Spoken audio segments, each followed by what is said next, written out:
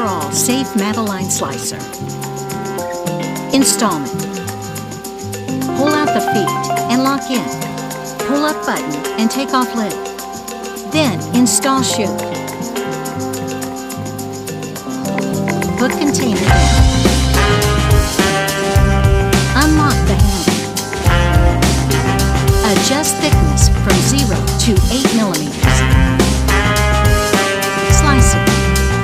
Default setting is slicer. Strips. First, rotate one of the knobs 360 clockwise. Choose thickness. Then, you can cut the food into strips. Julienne.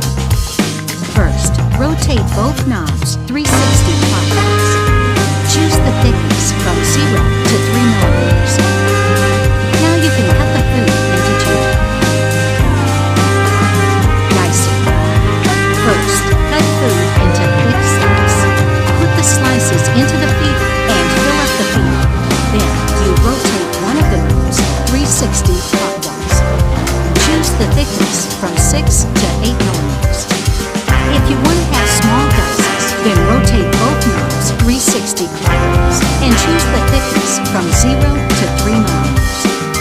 Cleaning and storage. Put the Mandoline under water. Easy to fold and storage.